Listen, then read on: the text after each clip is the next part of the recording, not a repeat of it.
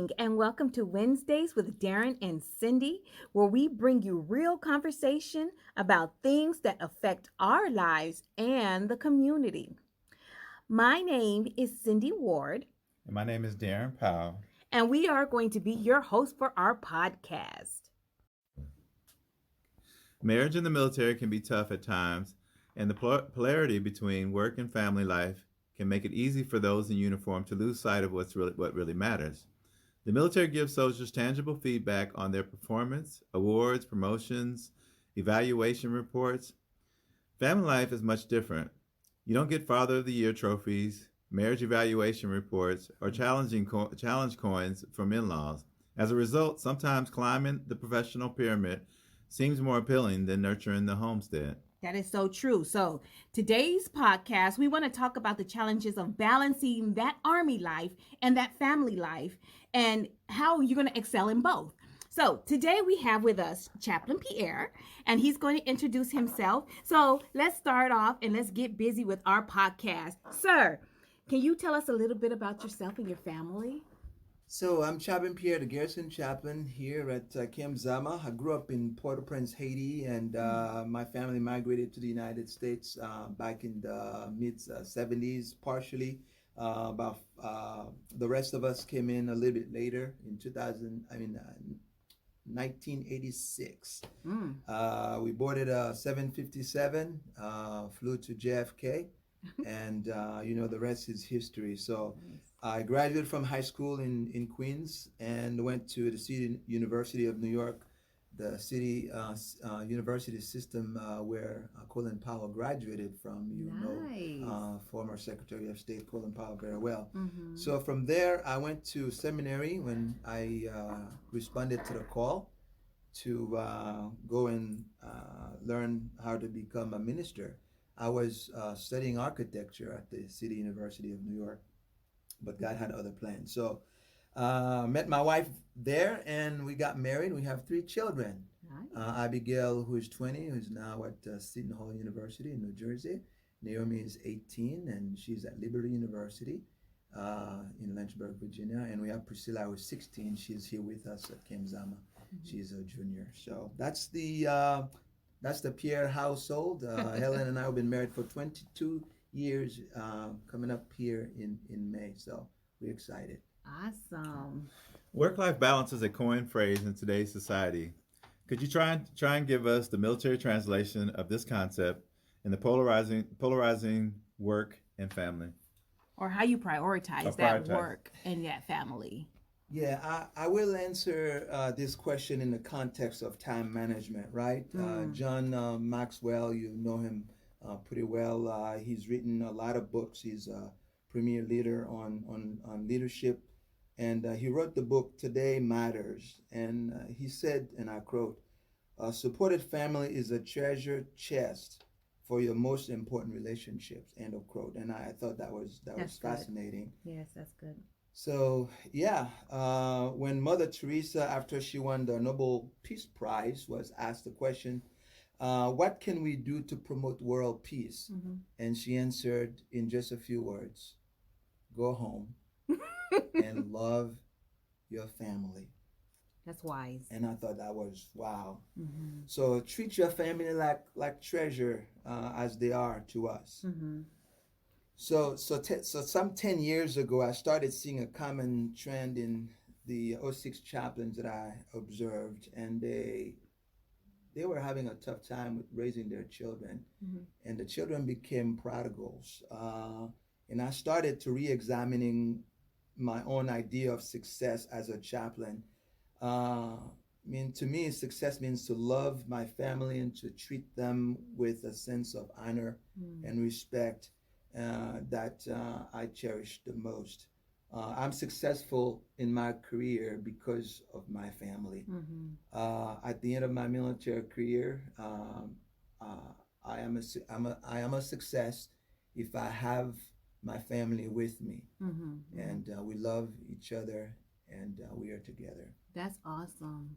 So you were mentioning, you're noticing this trend in those '06, in how they were raising and bringing up their household. So tell me, Was it hard for you at the beginning of your Army career to make that balance between Army life and family life? Was that hard? So, budgeting time is a tough one.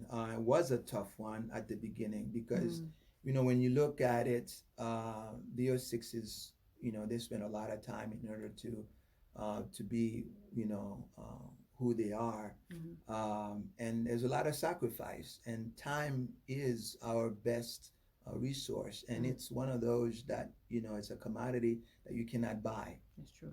Money cannot buy time. Once it's gone Yep, forever.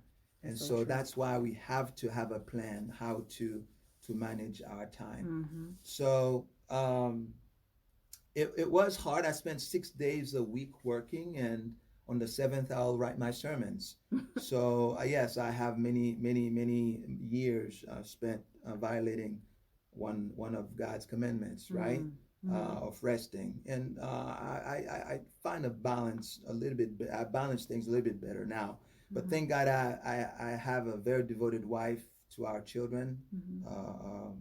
a great woman who loves to serve. So, but a marriage can't survive on leftovers, right? It needs to Mm, be nurtured on a regular basis, and that's that true. must be intentional, That's true. or it'll eventually starve. Mm-hmm. Mm-hmm. Wow, Yeah. that's so good. That's so good.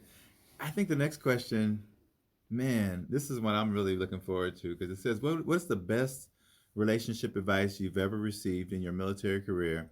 And could you give us some examples of how you have seen and practiced this advice to strengthen your family relationship over the years? Boy, I've received so many great advices, but one that is very dear to me, and that's the idea of not trying to change your spouse. Mm. A lot of marriages, and I didn't know this earlier on because I thought let's try to change each other, make each other better, but the reality is God changes people. Mm-hmm. Mm-hmm. We influence people, Mm-hmm.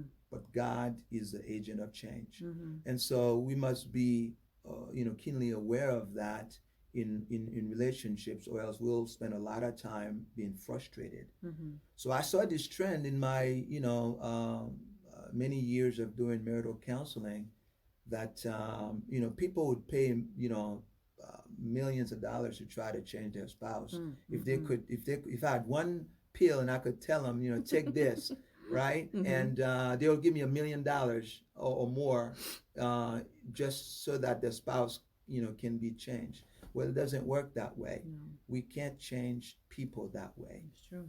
So that's I think that's the best, one of the best advices that I've been given. And so how have I seen this in all practicality? Well, many of us who've deployed, we spent a number of years away from our families, and if you're married to to a woman, and particularly the majority of us, we are married to our spouse, and I tell you, a woman can manage a house. She is made to be able to take on the pressures, and we need to trust that. Mm-hmm. And men do a great job too. I think we're getting better at that as men. But since the majority of soldiers are male, so I want to speak on behalf of the spouses that are out there who, um, who have to deal with the pressures of, keeping the home front solid while we are gone. Mm-hmm. And they are resilient. Mm-hmm. They do very well. And I had to learn, not when I come back home, not to try to change things, right? Take it very slowly True. Yeah. as I engage back into family life. Mm-hmm. Respect the patterns and the systems that she's put in place, Mm-hmm. and honor that, Mm-hmm.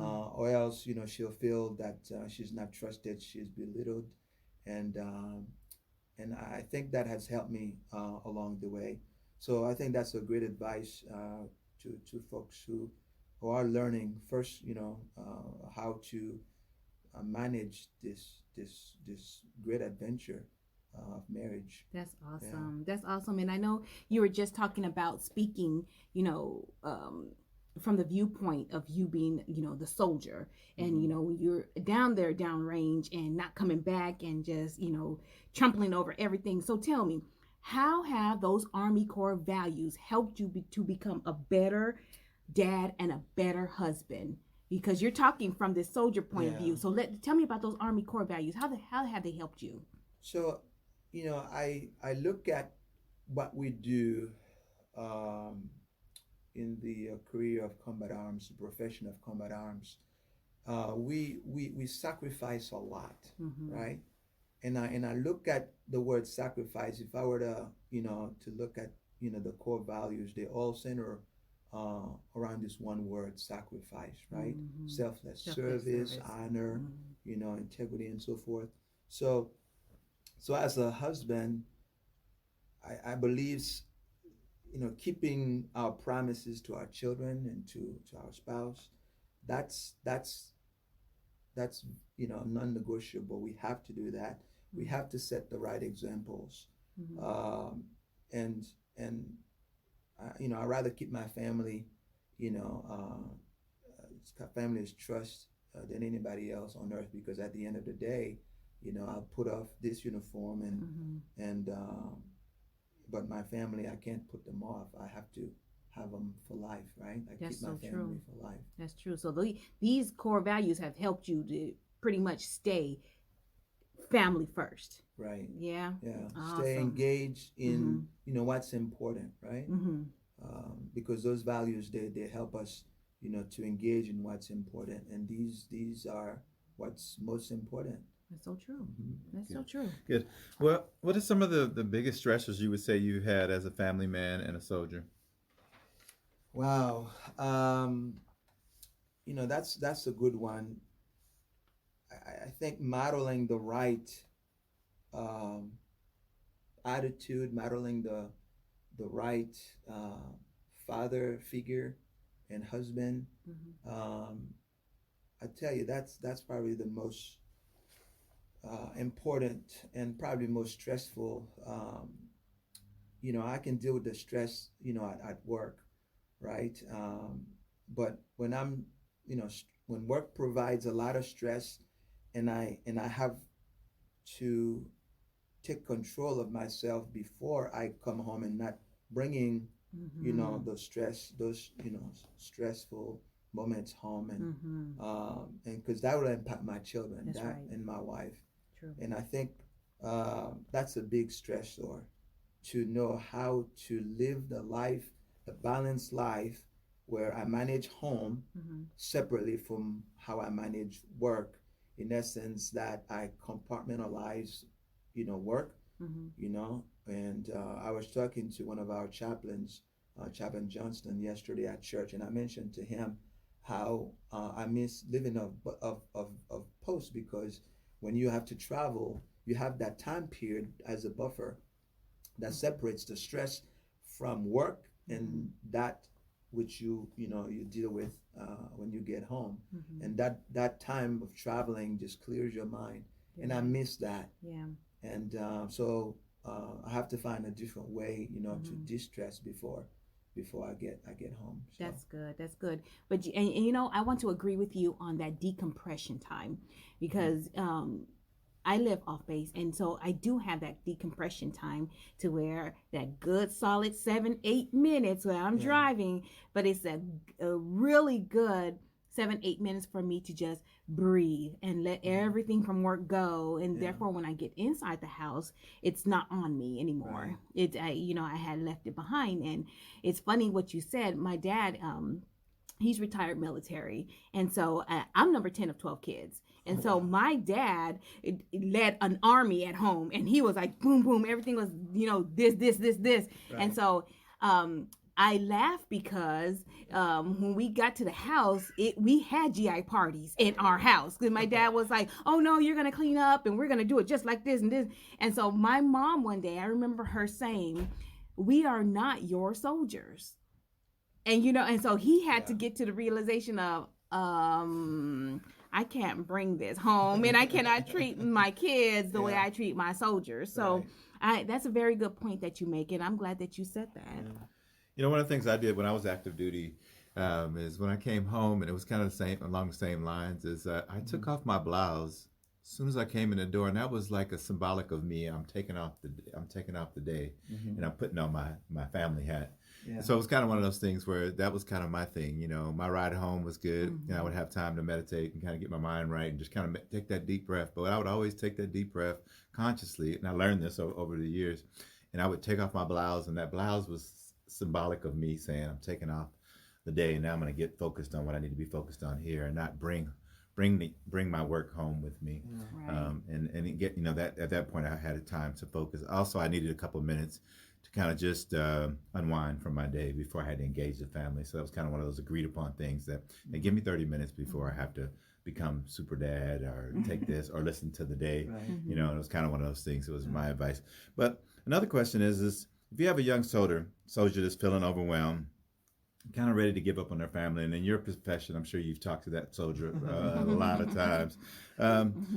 What is something you can, you know, maybe help that soldier that might be listening to this podcast that may be ready to just give it up? Turn your crisis into opportunity.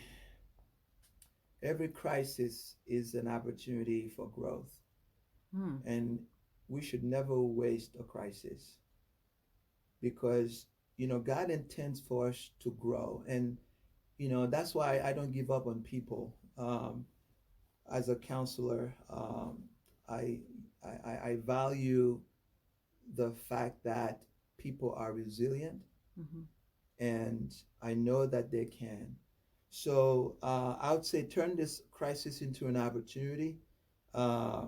Get a mentor, get a counselor, talk to a chaplain, see the MFLAC, Military Family Life Consultant, talk to the ACS counselors here. I would say engage in some of the men's or women ministries that we have. We have the Band of Brothers here twice a month.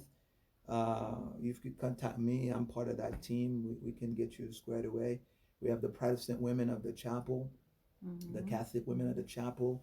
We do a monthly marriage workshop, a seminar that awesome. very, very brief, but yet we give you those, you know, the gold nuggets that you can take home with you, along with a wonderful meal and a great environment at the club. So take advantage of these opportunities, but don't give up. We are resilient. And turn this crisis into an opportunity. To me, I want to live a life that, you know, at the end of my journey, which, you know, we all deal with here on earth, we face the period we call generativity.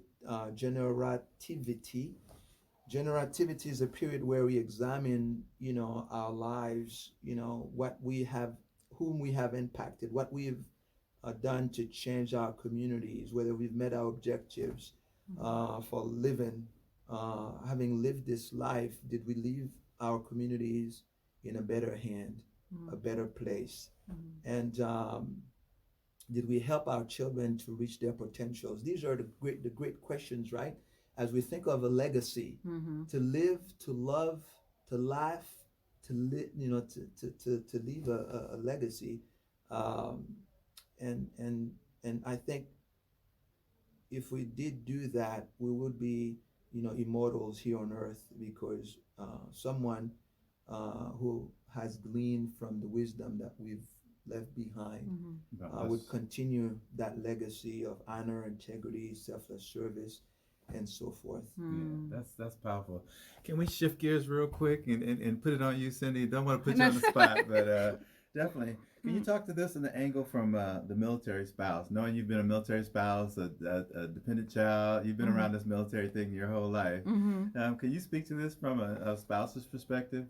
Again, because as a soldier, we have a certain responsibility, but can you give us your unique perspective on this? So, as far as a military spouse having to sacrifice, or which part of it? Yeah, just the sacrifices that you might have to make, because again, the mission is kind of driving your life, and so it really does you have to kind of, most of your, Chaplain was talking about his wife being resilient and having to take care of things during deployments and things like that.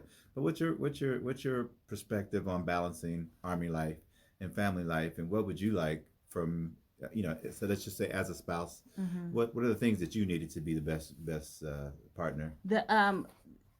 I'm telling you, that support system goes a long way. So like Chaplain was saying, PWOC, getting involved, in the community, having some kind of support system and have a bonding type of relationship with people in the community, it helped out a whole bunch, especially when my husband got deployed. Those few times that he got deployed, and you're here alone by yourself with the children, so you're just like, I don't know what to do. But when you have that bond of fellowship of people around you, that helps out a lot. And with the whole balancing thing, as a military spouse, you're pretty much the juggler of all things coming at you. So you have to run this circus, and make sure that nothing drops and nothing drops, no ball drops or anything like that.